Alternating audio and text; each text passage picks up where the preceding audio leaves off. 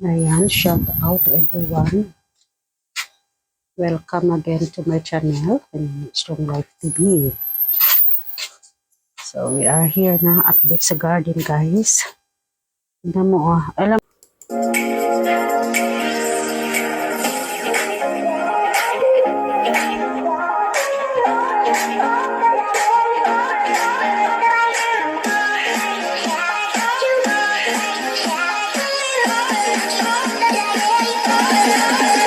Look at that.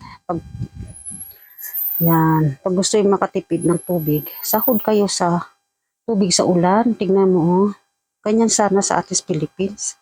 Magsahod sa ulan ng ilang drum. Magbili kayo ng drum. Kasi di ba sa atin laging nag-uulan. So, hindi na kailangan maggamit ng tubig sa luwasa. Mag-ipon kayo sa ulan. Makatipid kayo. O, panglaba. Panglinis sa bahay, magamit mo yun. Tapos pang flush sa toilet, nakatipid ka talaga. Pero ito hindi pwedeng sa pagkain, ha? Isabaw mo sa pagkain, saing mo, hindi pwede. Panglaba, pwede. Magandang tubig sa ang ulan sa panglaba. Doon yan galing yung tubig, oh. Ayan, may agusan. Yan, tapos dito yan siya. Babagsak. Ayan. Ayan, Ayan nga, nauubos na nga siya, dito kumukuha si Mr. Nag sa toilet, pang flush. Dami niyang timba. Dami kaming timba, mga 10. Kasi hakot kami ng hakot. Tampok tayo dyan tinampukan natin yung fertilizer na tinapon ko dyan, mga apple. Hiniwa-hiwa ko.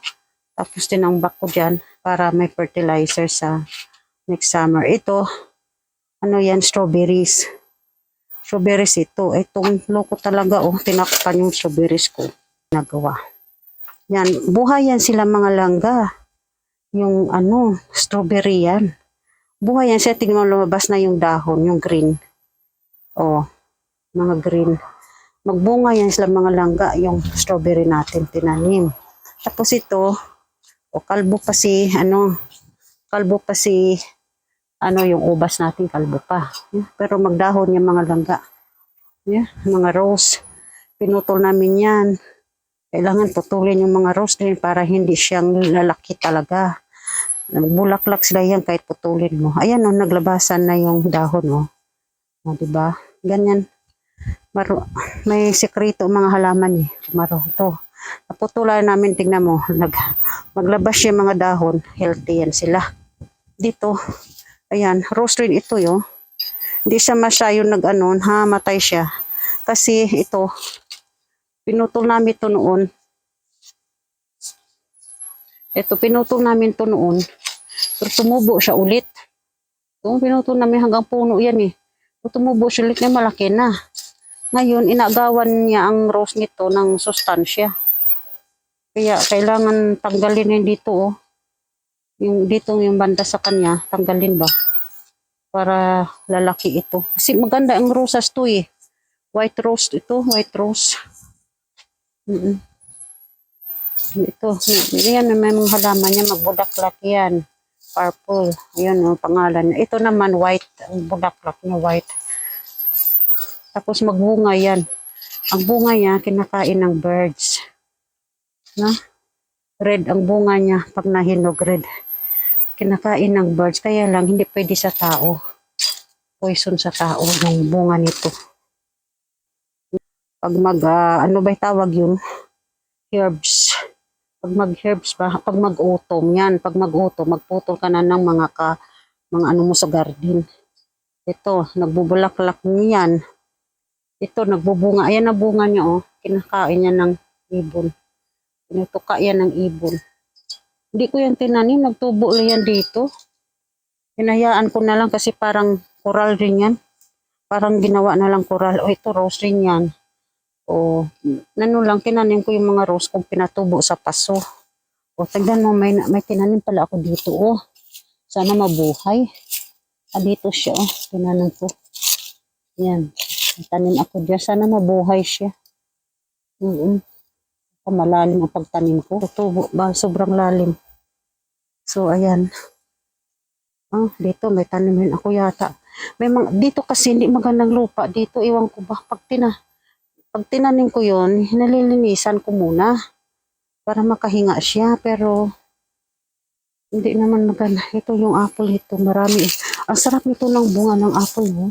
Ayan, oh. Din ano ko naman, oh. Bunga ya ito, ngayon ginaano ko sa kanya sa puno. Kainin ngayon. Fertilizer sa kanya ito. Ayan. Kaya kailangan yung apple, alagaan mo rin. Alagaan mo rin. Magbili nga ako ng ano ba yan? Ibalutin mo ba dito, oh, para hindi aakyat yung, para hindi aakyat yung ants, yung mga insects. Para pag nagbunga, hindi nakainin. Kasi pag binalagaan yung apple, nagbubunga siya, hindi mo rin pakinabangan kasi puro lang inunahan ka na ng mga insects, bunga.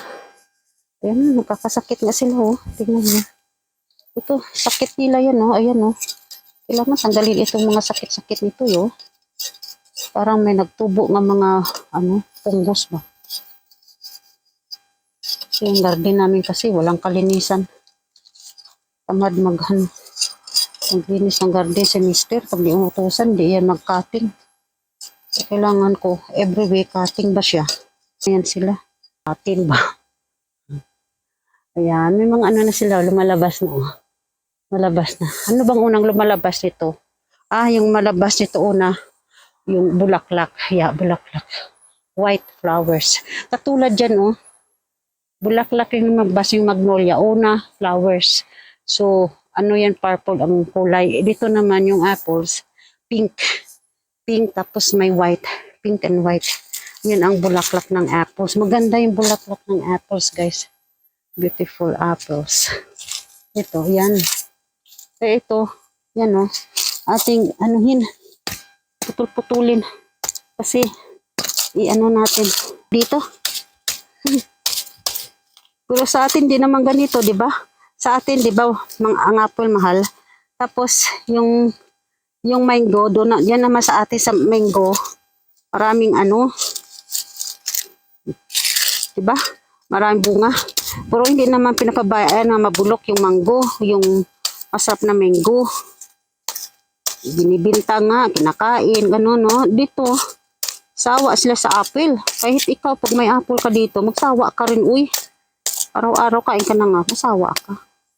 Ginagawa nilang cake, gano'n ba? So, ginagawa kong cake ito. Ayan, no? Dami nitong buha niya, oh. Puro butas kaya nilagay ko dito. Fertilizer niya ito. Oh. Tataba yan siya. Tapos gaganda yung bunga niya.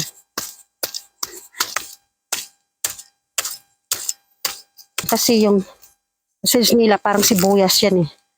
Oh, itong bagong tanim ko, tignan natin. Oh, nagbuhay na siya, oh. Tignan natin yung bulaklak nito. Ang bulaklak nito parang yata ito. Yung mahaba ba? Mahaba. Tapos bilog siya. Ang bulaklak bilog na matangkad siya, mahaba. Ang sanga niya mahaba. Yan, kaya ginagay ko na lang lahat yan. Pala, marami, oh, nakadikit-dikit. Tapos dito, may tanim ako dito bulaklak. Ayan. Magtanim na ako kahit saan. Para maganda tignan pag summer, maraming bulaklak pa iba-iba. Yan. Tapos dito, mga berries yan. Oh, berries yan. May berne tayo na parang bayabas yung piras. Tapos meron tayo doon cranberries. Dito Johannes berries, no? Prepare shaded berries, red, pink and black. Yan. Yan. Ito fertilizer ito, guys. Organic fertilizer. Tingnan natin anong itsura na. Ayan, oh. Ay naku, natubigan siya. Natuluan siya. Ayan, oh. Nagkatubig. Diyos ko. Tanggalin natin yung sa summer. Siguro napasukan siya ng tubig ito. Kasi may butas yung oh. May butas yung takip niya ba? Napasukan siya, guys, ng ulan. Kaya may tubig sa loob. May tubig pa naman yun, mabaho. Kasi, ano yan, nakalagay, yan, nipong ko dyan, mga balat ng prutas at saka vegetables. Kaya ganyan ang resulta. Tapos naulanan, pumasok yung tubig. Kaya babaho siya. Kunti na lang. Pero ay Diyos ko, nabasag man ito. Tignan mo. Basag siya. Ngayon lang nabasag. Paano kasi guys, naulanan na initan ito. Ay, nabasag sa dyan. Oh. Basag sayang oh. Ano na lang yun, basura na lang yan. Pero oh, may ano siya oh, maganda. Yung mga blue na yan, ipunin ko yan. Pwede mo yan decorate sa mga ano, halaman mo sa paso. Maganda tignan yan. Ayan na. Tapos yung mga bato-bato. Gusto ko kasi pagandahin yung garden. Bato-bato. Dapat walang damo. Tapos lagyan mo sa gilid ng mga ganyan bato-bato. Ang ganda. Nakalibre kami nito. Tingnan mo, 4 na sako pa na. Mahal bilhin yan. Nakalibre kami yan kasi yung ano dito, hand worker dito sa bahay. Nagtrabaho sila dito. Tapos yun ang natira. Hindi nila nagamit masyado. Kasi konti lang palang kailangan nila.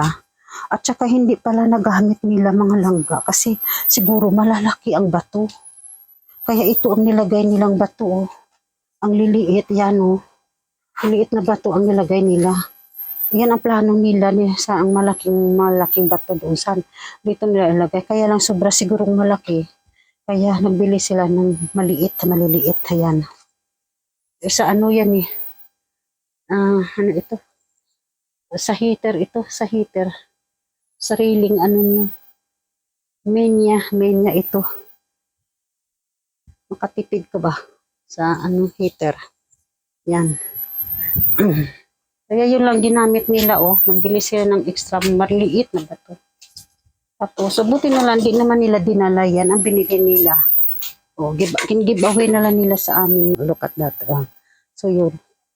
Mag-cultivate tayo balang araw dyan. Pagbalik ko, mag-cultivate May. Cultivate tayo at magtanim dyan ng bago. Kasi magbakasyon pa ako sa April. Kaya, before ng bakasyon ko sa April, hindi muna ako magtanim-tanim. Magpatubo sa paso. Kasi po nagpatubo ko sa paso, wala ako. Magtubo sila, hindi rin niya maalagaan ni Mister. Mamamatay rin yan ang bagong tanim mo. Maniwala kayo. Alam ko yan. Mga tanim ko nga yung luma na. Orchidea ko noon, nung umalis ako, sabi ko, binigam orchidea. Ay Diyos, kapag balik ko, namamatay sila, namatay na yung iba. Di marunong. Tsaka nakalimutan niya magdilig. Ganoon ba? Sige na, thanks for watching. See you in the next vlog, guys. Thank you so much for your support and wish you all have a nice day and night. Thank you and God bless.